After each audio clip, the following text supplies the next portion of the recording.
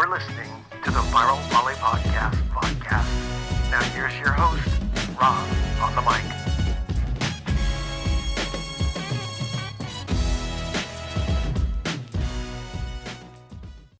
Hey, welcome back, ladies and gentlemen. We're here on the Viral Volley podcast, extending our volleyballmag.com College Volleyball Weekly segment. With me are Jay Hosick of George Mason, Dan Friend of Lewis, and Dave Hunt of Pepperdine. Lengthy discussion over at volleyballmag.com, so I encourage you to head on over there. But, follow-up questions on that, on what we discussed over there. But what do you guys expect to see with the tumultuous nature we just witnessed in week 4? I'm going to start with Dan on this one. Well, I think that the continued thing is that there's a lot of parity across the board with all these talented teams and players, which is great. So it's exciting to watch every week, and especially this non-conference segment, which we didn't get last year. Remember this, and the year before the season got stopped. So it's exciting to be back in it. Exciting to see this cross-conference play and these teams going after each other and teams being able to travel. And so I think that's exciting for the sport. And we'll have some of these different conversations, I think, once you get into conference play and teams are scouting more and you're settling into some of that. But we still got a few weeks left of this non-conference, which is great. Yep. We'll go to Jay. 25 years ago, it would have been easy to say these were upsets.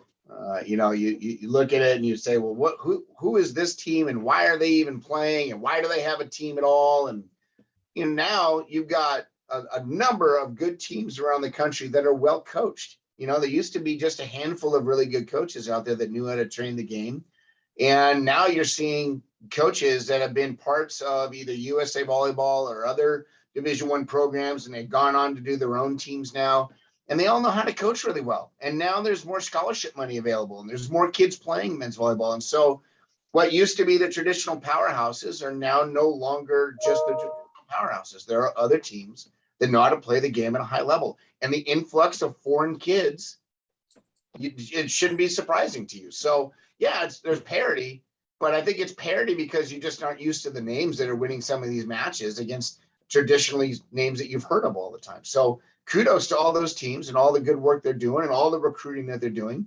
It's awesome to see. And fans, if you're upset, get over it. Let's go to Dan.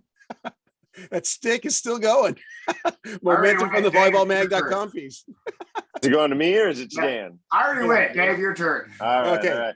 Well, I'm just laughing because, in the last segment, Jay, throwing out puns, and now he's going 25 years ago. And I'm just thinking, how old are you, Jay? 25 years ago, I was 10. I didn't even know that boys volleyball was around. So, yeah. Yeah, I can't even focus now. So next question. All right, I guess Dan's got to steal the mic on that one, huh? I already went. So I on to the next question. Here we go. All right. Hey, just so you know, I have legal authority to say 25 years ago because I was coaching 25 years ago. It was my first job. No, it's fine. I was just saying you look so young. I didn't even admit you. Yep. You're welcome. It's all that golf we got in this summer, Yeah. Dave, just so you know, I also started coaching 25 years ago. But you don't look as good as Jay. So nice. There you go. He's covering it up with a beard. You got to use hyaluronic acid. You got to get that stuff on your face. Well, I wanted to look at the other results that we didn't get to touch on just because there's so many in week 4, but NJIT coming back, reverse sweeping UC San Diego. I mean, I know NJIT is good. It's not to take any credit away from them, but I mean, UC San Diego came in with high expectations into the season. I was going up 2-0. I just don't see a UCSD team losing in 5 because of Kyle McCauley and, Harrison Wyatt and Ryan Kaw, where they ended last season. But want to get your guys' take on that particular matchup. And we'll start with you, Dan. Well, I don't agree with you. I think you say you don't see them losing. I say you need to watch NJIT then. They've got some great pieces. It's just the same thing we're talking about. So San Diego had to travel cross country to go play, which is tough. We talk about when these East Coast teams go travel west and they go play and they don't quite perform well. These guys are just Well, you try traveling, going across time zones and playing. Well, then San Diego had to do the same thing. We're not talking about, it was a good match. They went 5. Phil in the house for NJIT did some nice things, and they put together a win. And then Princeton almost beat them, San Diego as well on the next night. Princeton's got some great pieces. So San Diego, don't underestimate them. They're talented. They've got some really good pieces. They're going to make some waves as they continue to get into conference play. But not surprised at all in terms of seeing NJIT and Danny having that team perform. They came out here and played us in Loyola, and granted, they dropped a couple. That was their first 2 matches, but I think you're going to see them continue to get better. And their center wasn't there last year. And he's back. Jay, I forgot his name. Okay, Nito, yeah. So he's back and running the show and doing some nice things. They've got another Italian kid that's on the outside that's, Alessandro, that's kind of getting into the mix a little bit. And so good group of guys. So I'm not surprised. Yeah, just to get in some of the stat lines there. Surprising not to see Julian Meissner as a leading stat getter in that matchup is Jens Feldhaus, 18 kills, 441, and the Italian, whom I know certain coaches have already been watching him, Alessandro Negri, 15 kills, 3 aces, and then Roque Nito back in with 41 assists. Yeah, I tried to recruit that kid. I didn't get him, but that's okay. How about you, Dave? Thoughts on that matchup? Yeah, I forgot which one of these guys said it, but when you are favored to start winning some of these matches, it's a whole different mindset, right? When you're supposed to be, the perennial favorite or whatever it is, it's easy to go in when you're always the underdog. And I think we've all had that in our own gym, the guy that's on the second team or the B side or whatever you call it, that just balls out in practice and he's the man. And all of a sudden you throw him in there in a match and it's, whoa, the lights are on and now there's an expectation. And how do I deal with that? I'd be interested to see how San Diego is going to handle that going forward, right? They got some wins the last few years. I think it started in 2020. They had beaten a good Penn State team. Did they also beat Loyola that weekend? Or they beat Hawaii last year. Yeah, they beat Hawaii. So I'm saying 2 years ago they started to turn the heads with some nice wins, right? And we've always known that Kevin's a good coach. And then last year they have the regular season just playing Big West matches, but then they go to Hawaii. They make it to the conference championship. They arguably have a chance to win that against Santa Barbara. They're up. I think they win the first one. They could win the second. They're up late, by 3 or whatever. But now they're expected to do pretty well. And, how are they going to do that? So it'll just be interesting from a coaching side to see how San Diego handles things going forward as they get the respect that they deserve. And they're going to get a lot of people playing hard. Yep. Jay. So I think every coach that's been around for a while knows traveling east during January through March, there's going to be some weather. There's going to be some issues. And I don't think Kevin was definitely caught off guard. I think he knew there's some potential here, but the kids haven't done that. And so there was a massive storm going through New Jersey when they were, landing the plane, so to speak. So, these kids are all of a sudden, they're used to 75 and sunny and warm in the wintertime. And now they're in, 5-degree temperatures. Hey, it's only 65 today, Jay. So only 65. Well, then where's the beanie? And I hope you're wearing your Ugg boots, Oh, I got my double jacket. Don't worry. So, the kids are taken aback a little bit. And now welcome to what all of the Midwest and all of the East Coast deals with every single year when we're all traveling to each other on this side. And, it's a different feel. And so, I'm not surprised. NJIT is really good. Feldhaus has been a standard on that team for the last few years. He's starting to step out a little bit and start to take a little bit of a leadership role, but kid's solid. It's been solid for a couple of years already. So I'm not surprised. And Princeton's really good. I actually thought Princeton was going to win that match. So I'm interested to see how San Diego responds to that as well. We went on our trip, and we had 44 guys that had traveled when we showed up at Pepperdine. You know what I mean? It's like we have a couple guys who haven't even been to Quincy yet at our conference and played yet in like 3 years. You know what I mean? Kevin Collins not even played there yet. Yeah. So it's like these guys haven't traveled yet in the past couple of years. Really, that length of travel and how do they deal? And it's learning how to play on the road. And you both know this. There's just different things. You have to learn what the routine is and how to serve in Pasco and how do you practice and how do you get adjusted to the gym. And I think it's going to take some teams some time. And it is different than traveling down the 405 to another school and versus traveling across. It's probably shorter to travel cross country than to go down the 405. So listen, Listen, when you play a road match and you're home in your own bed the same night before midnight, it's not a road trip. Wait, but what about the issues of bad Wi-Fi and cellular when you're on that bus? I mean, that's a struggle. That is.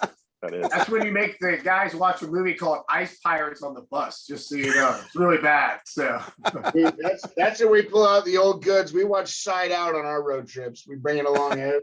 I have DVD player. Hey, you have Spiker? Catch Karai is in Spiker, just so you know. So, And that's Dave, available for free streaming on Netflix, by the way. I discovered that gem. Dave Hunt, that was before you were born, just so you know. But I do have that. Yeah. Me and you have had this conversation before. Oh. Yeah, so. Well, another team I really wanted to talk about was USC coming out of the gate 7-1, and they did beat Santa Barbara twice to start out the season. But Santa Barbara was dealing with some injuries or COVID issues. I mean, they go hand in hand at this point. So, but we were talking about Simon Gallus, but we were kind of overlooking another strong performer in Sam Coburn, who basically I saw him in person, the real deal, at UC Irvine on Friday night, and he had an awesome performance. But I mean, unless you're at courtside, you're not seeing all the things he's doing. Such a crafty, smart hitter. And with Gallus and Coburn, and Chris Hall is playing he's setting an incredible match, especially his connection with Lucas Frasrand. But I want to get your thoughts on USC, what Coach Jeff Nygaard's doing there. I mean, it seems like the culture is changed there after speaking with him pre-match and what we're seeing result-wise this season. So let's start with, let's go Jay on this one. We've been letting him be the last guy. So yeah, Lucas Frasand is the kid's name. He's from Maryland, just down the road from us. I think there's a couple of things going on. I think, obviously the addition of Coburn is a huge one for them because now they have somebody that has the experience that has played in big matches and knows how to play, up to his potential. And I think addition is the main reason why I think they're doing well this year. Also, Chris Hall is starting to get into a little bit of a rhythm right now. He struggled a little bit earlier in the season, but I think he's starting to get into a little bit of a rhythm. And you got a couple other guys around him that are, Browning's no slouch. The kid's pretty darn good. But, I think when you have a few more people that can put the ball away when it's needed and not rely upon one guy or two guys to do it, I think that's a huge thing. And as for the culture change, I mean, Jeff's been trying to turn things a little bit here and there to make it more his style, more his flair for years now. And I think it's finally starting to take effect. And so, he's been dealing with a lot of people calling for his job. That sucks. You got alumni that are just hammering that guy because he's not winning championships every year. And he's like, the landscape's changed for men's volleyball. It's a different world now. So kudos to Jeff. They're 7-1. They played some pretty good teams and beaten them. He's going to have the meat of his conference, though, coming up pretty soon, and that's going to be really where the rubber meets the road. So we'll see where they end up. Yep. Let's jump over to Dan, and we'll finish with Dave. Well, I certainly agree. I think Nygaard's done some good things, and he is in one of the tougher jobs. I think from a history of having alumni want him to be successful, and so he gets a little added pressure compared to maybe some other places. But I think he knows that as he's been there a while. But I also think he's got some really nice pieces, and some guys that have some experience now. And, Simon's doing a really nice job, and, Sam was a great addition. And I'm not surprised. I think they play Long Beach coming up, and I'm sure we'll talk about these matches that are coming up. And that'll be a key thing to see, how they do and how does Long Beach respond after a loss. And SC's got this nice little record put together in terms of some quality wins and opponents. And so SC is going to be a team we were talking about all year long, and they're going to be one of those teams that are hunting for a conference tournament championship towards the end as well. Yep. And Dave. Yeah, it's no shock anytime you have a group of veteran players and you're playing good volleyball, right? They pass the ball extremely well. I'd say they're up there with some of the best passing teams in the country. They've run the quick extremely well. They've done that for the last few years, and they're relatively low air, right? Their pins are hitting the ball in, and they're serving the ball in. So I moved them up in my rankings this week. I probably wasn't giving them enough credit. Maybe last year was lingering a little bit for me in terms of the matches that they won. So we'll learn a lot about them this week as they play San Diego and Long Beach. All right. One other team that we got to talk about, we spoke about pretty good detail in the volleyballmag.com segment for College Volleyball Weekly, but UC Santa Barbara, I feel like they're coming back in with this attitude. We're back from protocols and we're ticked. They got Donovan Todorov back. Dane Chalmers now at the pin. Hao Shenjia has been performing extremely well. And Patrick Paragas is running a really good offense. Could they upset some things here in the top 5 coming in the upcoming weeks? And we'll start with you, Dave. Yeah, you start with me because we have them on Friday, I guess. I mean, they're always a good team. We touched on that, right? Well coached. They ball control extremely well. Them not having Donnie early in the year obviously hurt them. He was a starter for them last year. Yeah, they're a good team. I don't know. They're another team that's probably not getting enough respect. Them in USC. So, but they're good. Yep. Jay? I put her number 3 this week in the poll only because I like what they're doing. And I'm sure I'm going to get hammered on the volley talk, for all that stick again is stirring. Yeah. Listen, I'm already. We need a bell every time one of you two mention the word volley talk in terms of that. It's like ding, ding, ding, ding. Yeah. Listen, I'm already knee deep. I might as well jump in full, But the challenge is really, I think, for you, Santa Barbara, is maintaining. You've got Wilcox doing some really nice things.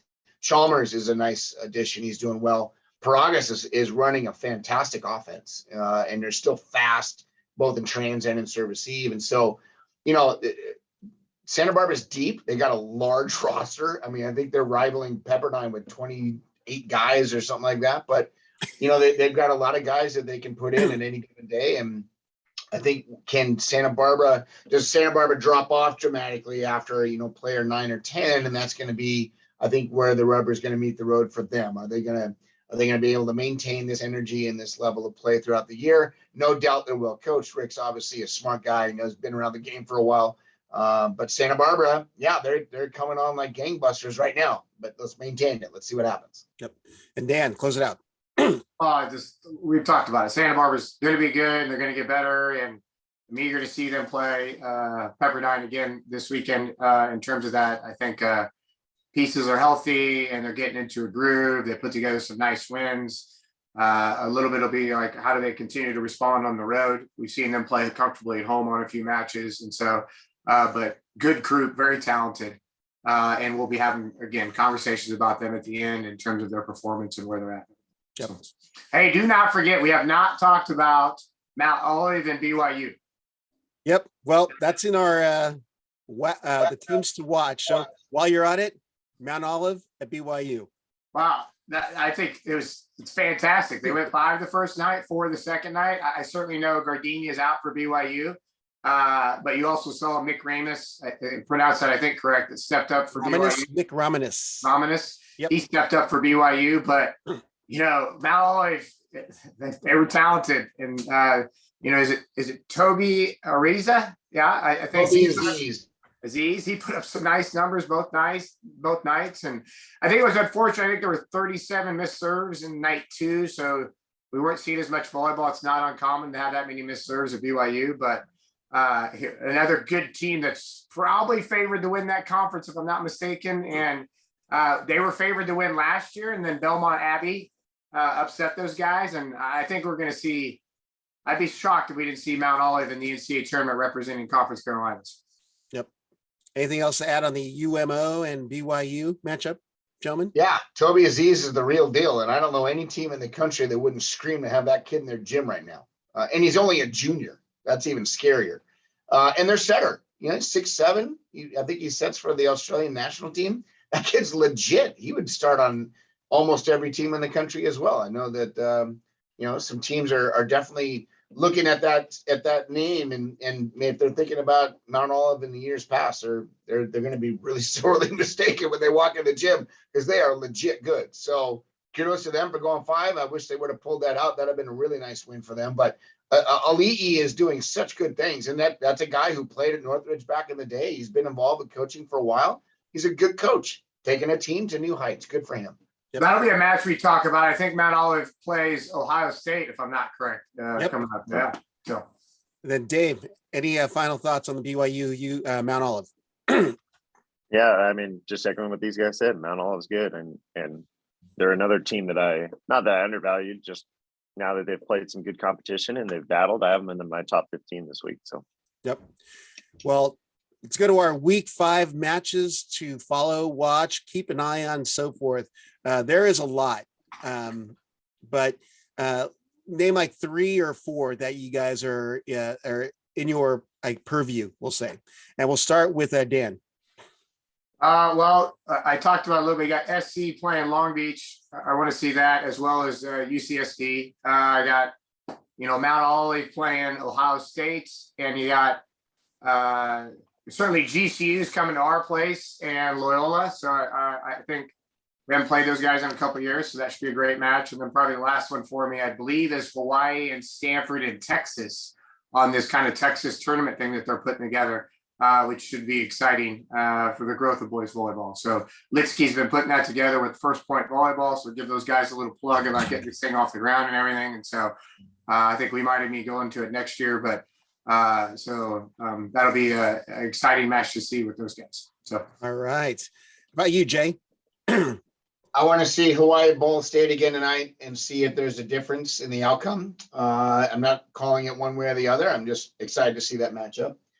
I want to see Purdue, Fort Wayne, Harvard, because Purdue, Fort Wayne has lost a few matches recently that, they're trying to figure themselves out. They got their Chilean outside hitter back, so that will help out a little bit. But Harvard's good, and I'm interested to see that match. I want to see Ball State, BYU. That's going to be a really good matchup. And I want to watch Mount Olive, Ohio State. Ohio State is without their not the Greek, but the Cyprus kid I think it's for the year, if I'm not mistaken, but I don't know. But I'd like to see what Mount Olive is going to do, because I think Ohio State, Kevin Birch is no slouch. He knows what he's doing. He's won a few times. If you haven't, checked his stats, they're gonna definitely have their hands full in Mount Olive. Yep. How about you, Dave? yeah, I'm wanting to see SC play San Diego and Long Beach, just to give us a little bit better barometer on where SC's at. Like I said, I think I undervalued them, and I think they're doing some nice things. So I want to see that. EIVA play. Does that start this week? That's right. State. George Mason at Penn State. Easy one for you, Jay. I want to be able to, I want to see Penn State. They've traveled to the West Coast twice. I wouldn't be shocked if those matches are pretty close, just the cumulative effect of traveling, and I know that Penn State is good, but I think they got cursed by Jay calling them, saying they were going to go 2-0, and all of a sudden they go 1-3 from that. Yeah, those are the matches that I'm fired up about. Yeah, I have to jump on the that match too, the George Mason at Penn State, the famous Star Wars matchup, the apprentice versus the teacher. So yeah, it's always fun going back to Happy Valley and seeing all the guys and reliving some old memories. So we're excited to go back. We'll see what happens. I'm only going to add one, and that's going to be UCI at UCLA for obvious reasons. John Sproff, former coach at UC Irvine. Coach Niffin was the assistant to him for a few of the years, but it's the first time that we've seen UCLA in, I believe, 3 years, because they just didn't play. They didn't schedule each other. So, but a lot of friends playing against each other. Always great to see UCLA in the house. And it's a home and home series. So Hawks and his crew and Robbie Chai, and only people missing be Brad Keller and, of course, Mark Prescio. So.